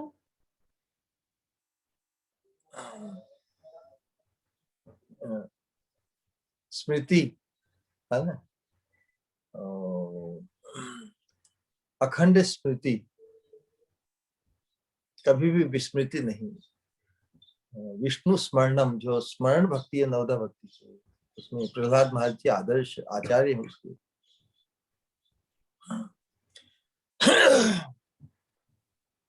तो उनके आश्रय में ही भगवान के आश्रय में जो स्मृति होती है, स्मृति के अंतर्गत ही जब भगवान के दर्शन की आकांक्षा, वही तो विरह है। स्मृति के स्मरण जहां पर सतत हो तो नेचुरली हम समझ सकते हैं, विरह के बिना वो स्मरण संभव है क्या। विरह मतलब अभाव, किसी चीज को अति कीमती माने बिना, समझे बिना क्या उसका सतत स्मरण रह सकता है? नहीं रह सकता ना। इसीलिए इनका सतत स्मरण हो, चरण स्मरणम प्रेमणा, वही श्लोक जो श्रीधर स्वामी बताते हैं, चरण स्मरणम प्रेमणा तव देव सुदुर्लभम, बहुत दुर्लभ बताया है। तो जो बहुत दुर्लभ चीज है, प्रहलाद महाराज ने उसको सुलभ कैसे बनाया? क्योंकि विरह तो अवश्य है। तो जिनका सतत स्मरण हो, उन्हें मिलने, उनसे वार्तालाप करने, उनके दर्शन करने की इच्छा न हो तो क्या केवल स्मरण करके संतोष हो सकता है क्या? नहीं। तो सतत स्मरण में विरह अनुस्यूत है। अनुस्यूत मतलब उसमें प्रविष्ट है ही। ऑलराइट, तभी तो भगवान के हमेशा आकांक्षा में लगे ही रहते हैं। ऐसा नहीं कैजुअल के ठीक है भगवान आपको जब आना है आ जाओ। सतत स्मरण में भगवान के दर्शन की आकांक्षा भी प्रबल होती है। और भगवान कब आना चाहें भगवान के ऊपर ये भक्त की पुकार तो सतत स्मरण के अंतर्गत विरह भाव तो अनुस्यूत होता ही है। हरे और ऑल राइट।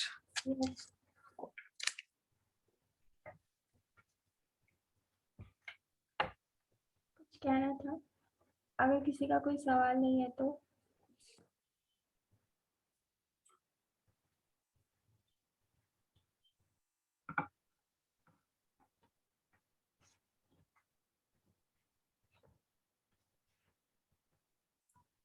ठीक है तो फिर ओके कहूँ। हाँ कहो। ओरे सखी, क्या मैं कहूँ, क्या मैं कहूँ और क्या नहीं मेरी श्री गुरु के बारे में, कैसे कहूँ। जैसे मानो लगता है जैसे जब भोर की पहली किरण आती है जो अंधकार को चीरकर जग को रोशन करती है, मानो मानो वैसे ही तो लगती है मुझे मेरी श्री गुरु की अमृत वाणी। जैसे जिस प्रकार घना कुआसा घेर के रहते हैं चारों तरफ और कुछ भी नजर नहीं आता। हाँ, और कुछ भी नजर नहीं आता, उस वक्त भी मानो मेरी श्री गुरु की दिव्य वाणी राह दिखाती है। कहते हैं मेरी श्री गुरु कि स्वामिनी के चरण ही तो, उनके चरणों की सेवा ही तो एकमात्र गंतव्य है हमारा। उसीलिए चाहिए हमें मंजरी भाव में प्रवेश और चाहिए मंजरी, शुद्ध मंजरी के अनुगत्य। मानो मानो जो सपना महाप्रभु ने देखा था, जो सपना महाप्रभु ने देखा था, मानो उसे उसे पूरा करने की कोशिश, उसे पूरा करने की हर संभव कोशिश करते हैं मेरी श्री गुरु। हाँ, जिस तरह से मेरे श्री गुरु अभी था जब भक्ति सिद्धांत सरस्वती ठाकुर जी का तिरुभाग, तो कहा मेरी श्री गुरु ने कि जब जब भक्ति सिद्धांत सरस्वती ठाकुर कहते थे तो हर कोई अलर्ट हो जाता था, हर कोई अलर्ट हो जाता था उन्हें सुनने के लिए, ऐसा था उनका प्रभाव। हाँ, तो वैसे ही मुझे भी महसूस होता है कि जब जब मेरे श्री गुरु कहते हैं, जब मेरे श्री गुरु कहते हैं तो चारों तरफ दिव्यता का वातावरण, दिव्यता का प्रभाव चारों तरफ छा जाता है। ऐसा है मेरी श्री गुरु की अमृत वाणी का प्रभाव। आज भी तो आज भी तो जिस प्रकार उन्होंने सब कुछ कहा, मानो मानो इस नश्वर भौतिक जगत में भी एक दिव्यता का एहसास ही तो होता है हर पल। प्रेम भक्ति के बिना, हाँ, प्रेम भक्ति के बिना जीवन कितना तुच्छ है। सारी साधना भक्ति की दिव्यता का, उनके आगे उसके आगे बाकी सारी साधना कितनी तुच्छ है। भक्ति का स्वरूप है भाव। हाँ, भक्ति का स्वरूप है भाव। कितना खूबसूरत कहा श्री गुरु आपने कि जब वो श्याम सुंदर के प्रति वो व्यक्त होती है, तभी तो वो भाव भक्ति कहलाती है। हमारी चेतना तो है भक्ति की रेस्टिंग प्लेस, पर शुद्ध वृत्ति चित्त के साथ जब राधी शक्ति एकत्रित होती है तभी तो भगवान रीझते हैं। पर ये कैसे हो? क्या ये मुमकिन है? क्या ये मुमकिन है अपने प्रयास से? कभी भी नहीं। जब जब आते हैं जीवन में श्री गुरु, जब होती है उनकी श्री गुरु चरण में रति, जब होती है उच्चता के साथ प्रियता का भाव, तभी तो, जब वो बरसती है उनकी कृपा, तभी तो शायद, तभी तो ये संभव हो पाए कभी। भक्त के भक्त के हृदय में से जो सौरभ निकलता है वो भक्त भगवान का आकर्षण का केंद्र होता है। कितना सुंदर कि हाँ, पर हम अयोग्य भक्त, हमें हमारी कहाँ कोई योग्यता, पर भगवान पर श्री गुरु की कृपा कृपा के एहसास से हम ये एहसास भी कर पाते हैं अगर तृण मात्र भी, तो वही, तो मानो उसी में ऐसा लगता है कि हाँ, जिस तरह से गुरु गौरांग की कृपा का एहसास होता है तभी तो मन शुद्ध हो सकता है। जब तक ये एहसास न हो कि श्री गुरु और गौरांग की कृपा किस कदर बरसती है, जब तक ये एहसास चित्त में नहीं हो तब तक ये चित्त अनर्थ से कैसे मुक्त हो सकता है, और जब तक अनर्थ से मुक्त नहीं हो तब तक उस चित्त में कैसे गुरु और गौरांग रहेंगे। जब घनीभूत भक्ति दिव्य आनंद प्रदान करती है तभी तो फिर तब कोई विकल्प टिक नहीं पाता। हाँ, तब कोई विकल्प टिक नहीं पाता, और तभी तो भगवान की माधुर्य का अनुभव कर पाते हैं। जब गुरु गौरांग की प्रसन्नता के सिवा कोई दूसरा भाव हृदय में नहीं होता। हाँ, जब श्री गुरु और गौरांग की प्रसन्नता के सिवा कोई दूसरा भाव नहीं होता, तभी तो तभी तो मात्र एकमात्र वही तो एकमात्र साधन हो सकता है प्रेम भक्ति के पथ पे चलने का। कितना खूबसूरत ये उदाहरण दिया श्री गुरु आपने कि प्यास तो लगती है, पर प्यास जब लगती है तब हम किधर जाते हैं? अमृत सिंधु छोड़ के अगर हम मरुभूमि की तरफ जाए और वहाँ मृग मरीचिका को ही, जल की प्रतीति को ही हम समझ बैठे कि जल, तो उससे ज्यादा मूर्खता और क्या। ये जल की प्रतीति, ये माया नहीं, पर जल की प्रतीति में जल को मानना, यही तो माया है। और हम इसी में फंसते चले जाते हैं। पर जो होती है श्री गुरु कृपा, तभी तो इस फसावट से हम मुक्त हो पाते हैं। भगवान के आश्रय बिना ज्ञान भी कितना कितना अधूरा, कि उसकी भी कोई वजूद नहीं उसका। साधक का जीवन, हाँ, कितना सुंदर कि साधक का जीवन होता है जैसे मछली जल बिना। हाँ, कि मछली जल बिना, ये जल प्रेम भक्ति ही तो है। Krishna likes dispersion. आखिर में कहूंगी कि जिस तरह भक्ति वेदांत सरस्वती ठाकुर ने, हाँ, उन्होंने कहा था कि एक बार पढ़ा कि we are put to test and trial in this world and only those who attend the kirtan of devotees can succeed.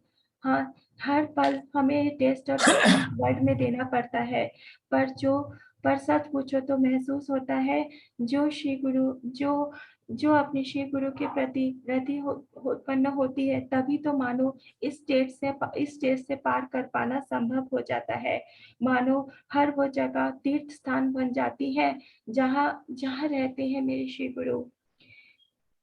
फिर कहना चाहूंगी जिस तरह से आखिरी दिनों में श्रील प्रभुपाद जी को भक्ति सिद्धांत सरस्वती ठाकुर ने कहा था कि उनकी इच्छा है कि you try to preach whatever you have learn from to the English people, from due to the English people, हाँ, from to the English people.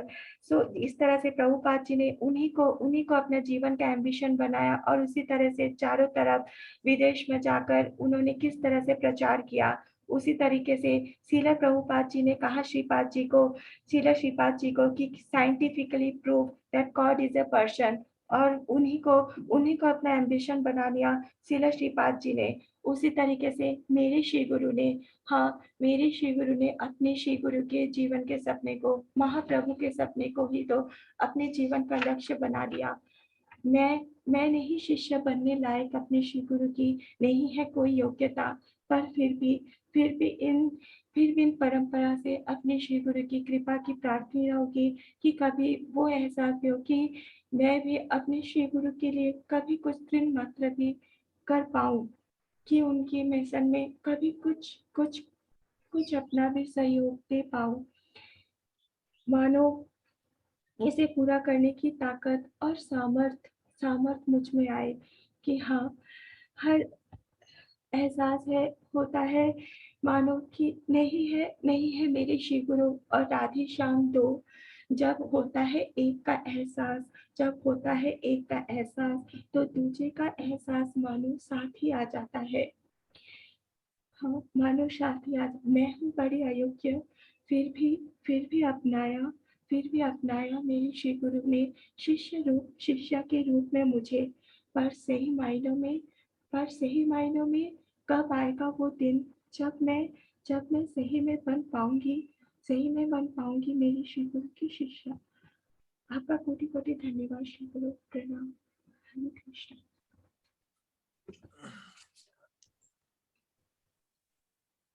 हरे कृष्ण। हरे कृष्णा। हाँ हरे कहिए। कृष्णा। हरे कृष्णा। प्रणाम श्री गुरु। हाँ कृष्ण। अमृता माता जी ने सच में सही कहा, हमारी तो कोई योग्यता नहीं है और इतने हम लोग अयोग्य रह के भी आप हमें इतनी अच्छी सुंदर बता रहे हो सब। आज ये व्यग्रता के बारे में सुना, बहुत अच्छा लगा कि प्रेम धन बिना दरिद्र जीवन, ऐसी व्यग्रता नहीं आती तब तक हम सोचते हैं कि हम प्रेम भक्ति में तृप्त हो गए तो ये तो व्यग्रता नहीं रहेगी। भगवान से हमें बहुत बहुत दूर है और कब हमें एकांतिक भाव आएगा भगवान के साथ, और ये स्थिति कितनी दुर्लभ है। और इसको है ना, हमें एक्चुअली कातर भाव से भगवान से प्रार्थना करनी चाहिए, पर ये भाव क्यों नहीं आते? कितना मैला है हमारा मन श्री गुरु, बहुत मैला है हमारा मन, ये भाव ही नहीं आते।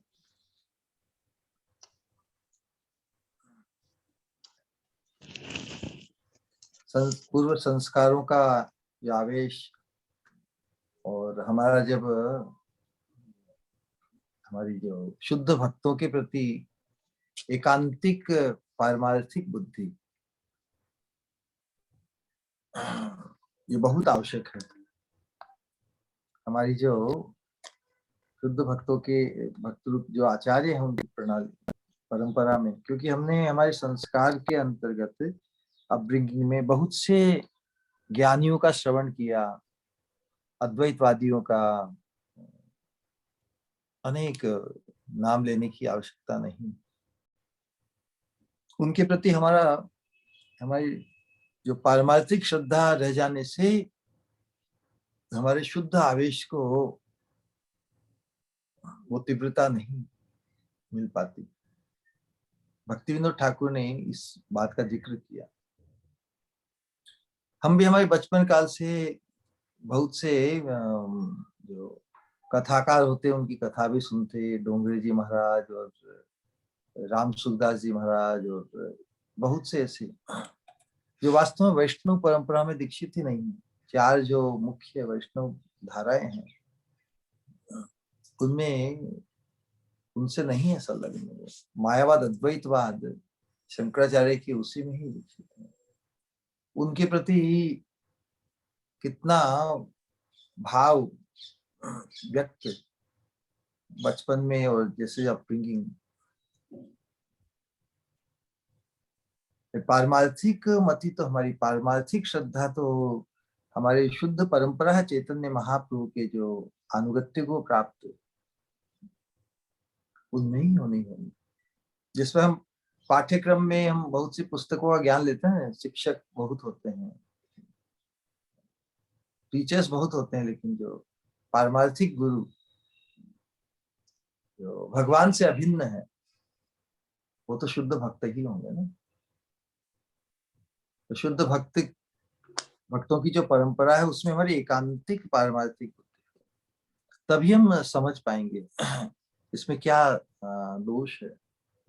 हम बहुत बार साधकों को या अपने आप को विशेष रूप से समझाने के लिए हमारे जीवन में, क्योंकि समझाने के लिए कुछ प्रमाण भी चाहिए ना। बहुत बार किसी के प्रति किसी की श्रद्धा इतनी अटूट हो तो उसमें दोष क्या है। जैसे अंग्रेजी के प्रवचन में हमने बताया था कि बहुत से लोगों को तुलसी वाणी, कबीर वाणी, नानक वाणी, दादू वाणी, दादी, दादा, ये अनेक प्रकार के मतांतर वाणियों में इतना रस है, वाणी आती है। लेकिन जो परम दिव्य, जो सर्वोत्तम वाणी है हमारी, भगवान श्री कृष्ण की वाणी, उसको जो नजरअंदाज करते हैं, उसको गौण कर देते हैं, मतलब उससे स्वतंत्र दूसरी वाणियों में जो अपना मत रखते हैं, क्योंकि दूसरी वाणियों का लक्ष्य प्रेमा भक्ति नहीं ना। यही समझना है कि हम जिस लक्ष्य को, जिस गंतव्य को लक्ष्य करते हैं, वो प्रेम भक्ति का सोपान है, राधा रानी के चरणों के आश्रय का सोपान है। तो उस पंथा के जो आचार्य नहीं है, उनसे हमें कुछ भी लाभ की आशा अपेक्षा नहीं रखनी चाहिए, क्योंकि उनकी जो धारणा है, उपदेश है, उनका लक्ष्य वो नहीं है जिस लक्ष्य को हम प्राप्त करना चाहते हैं। तो उनकी जो मति है, उनकी जो धारणा है, उनका जो लक्ष्य है, उनके लक्ष्य के प्रति श्रद्धा रूपी विकृति हमारे चित्त में भी आ जाएगी। नाम लेना तो बड़ा मुश्किल, किसी का लेना बड़ा मुश्किल है। बहुत से कितने उपदेश इनके हमने सुने हैं, डोंगरे जी महाराज के, रामसुखदास जी महाराज के, अखंडानंद सरस्वती, सब मायावादियों के उपदेश भक्तिमय, लेकिन सिद्धांत आता है सब चौपट हो जाता है। जीव का जो स्वरूप है, उसमें जो आनंद है, वो बहुत अणुवत है। जीव यदि सहज सुख राशि होता, जीव के स्वरूप में ही यदि सुख की राशि होती, राशि मतलब पुंज, तो उसे कहीं जाने की जरूरत पड़ती क्या? हम इतनी साधना क्यों करते हैं? कि हमें हमारे स्वरूप में, जीव के स्वरूप में जितना आनंद है वो पर्याप्त नहीं है। तो जहाँ पे ऐसी ऐसी बात लिख दी जाती कि ईश्वर अंश जीव अविनाशी, चेतन अमल सहज सुख राशि, वे मानस में है। ये भगवत गीता का जो सिद्धांत है कि ममई वांशो जीव लोके जीव भूत सनातन है, जीव हमेशा हमेशा के लिए मेरा अंश ही है। तो अंश में तो, और कैसा अंश? अति सूक्ष्म अंश। उसी प्रकार भगवान जो परमानंद स्वरूप है, उनका अति सूक्ष्म आनंद अंश भी जीव में है। पर्याप्त आनंद जीव के स्वरूप में नहीं है, लेकिन उस जीव को हम सहज सुख राशि कहेंगे, तो फिर हम किस आनंद को ढूंढ रहे हैं? यदि आनंद मेरे स्वरूप में ही है, जीव के स्वरूप में, तो फिर परमात्मा, भगवान की कथा, सत्संग, हे नाथ हे नाथ, हे भगवान परमात्मा, ये हम किस लिए रट लगा रहे हैं? हम तो सब आनंद की खोज में है ना। आनंद हमें पर्याप्त अपने पास ही, तो क्यों हम कथनी करनी में जो उनका जो वक्तव्य है, जो मार्गदर्शन है, उसमें महादोष है। भगवत गीता का जो एकांतिक सिद्धांत है, उसको आधा आधा लेते, अर्ध कुपुट्टी न्याय करते हैं शास्त्रों में। जो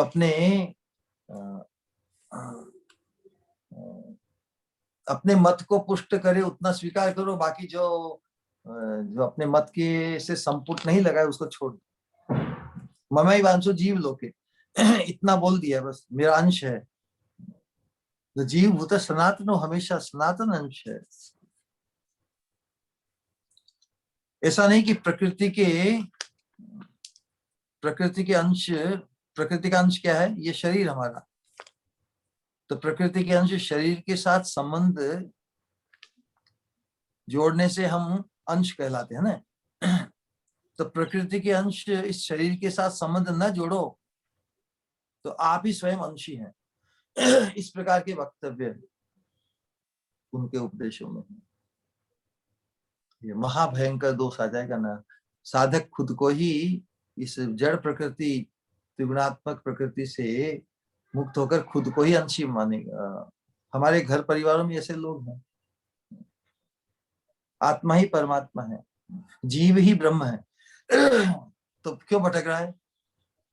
ब्रह्म तो भटकता नहीं। तो जीव भटक रहा है, इसका मतलब ब्रह्म नहीं है जिस ब्रह्म को वो मान रहे हैं।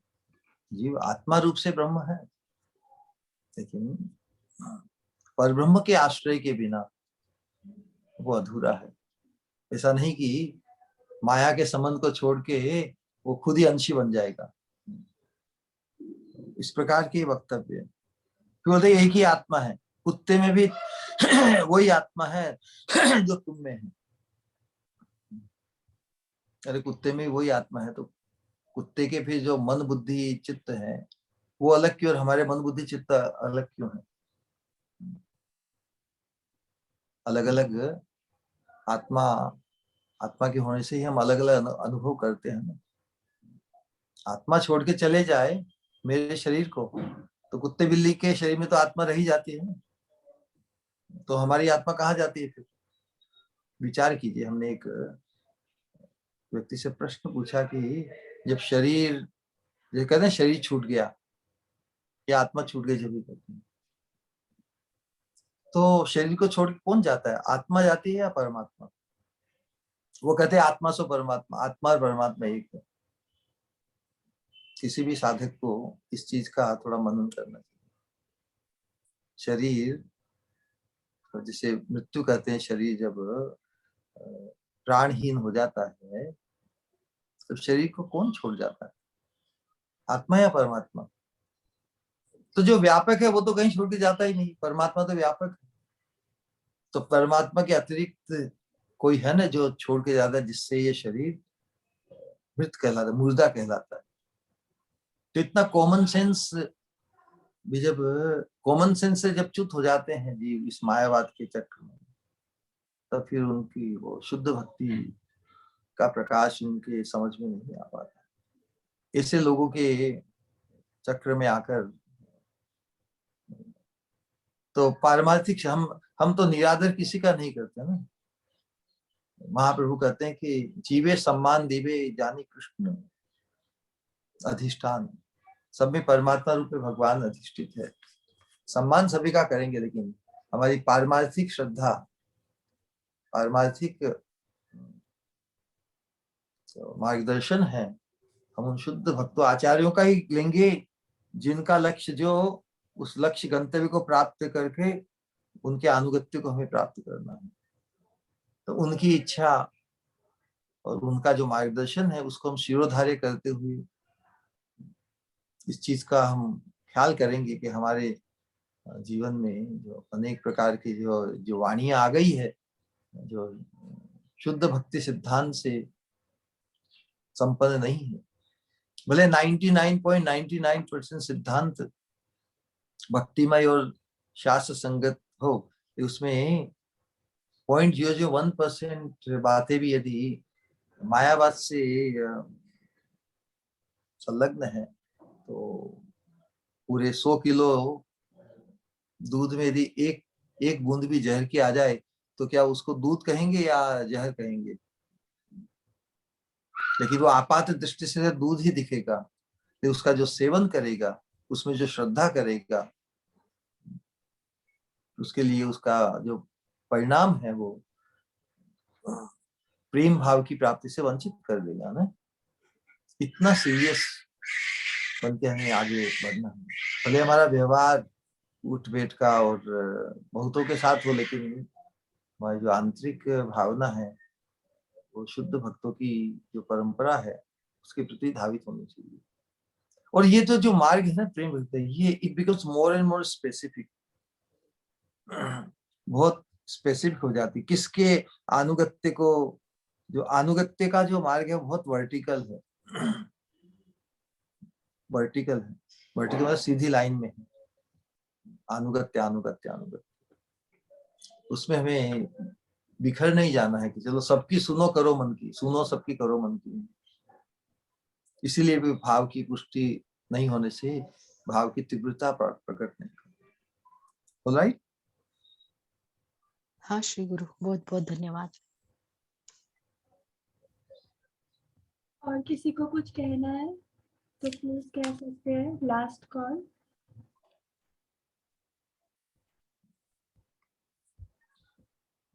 राइट, तो बस अपने भाव की पुष्टि के लिए ही भरसक प्रयास करना चाहिए और जो आवश्यक है मार्गदर्शन के रूप में, उपदेश के रूप में, इस प्रेम भक्ति चंद्रिका में जो भी आवश्यक है, उपयुक्त है, वो सब कुछ प्राप्त हो जाएगा। हरे कृष्णा कृष्ण कृष्ण हरे हरे, कृष्णा हरे हरे राम हरे राम राम हरे। हरे कृष्णा हरे कृष्णा कृष्णा कृष्णा हरे हरे, हरे राम राम हरे हरे। कृष्णा हरे कृष्णा कृष्णा कृष्णा हरे हरे, हरे राम राम हरे हरे। हरे कृष्णा कृष्णा कृष्णा हरे हरे, हरे राम राम हरे हरे। राम हरे हरे। प्रणाम श्री गुरु। हृदय से कहो परम पूज्य भक्ति स्वरूप गोविंद महाराज जी की जय।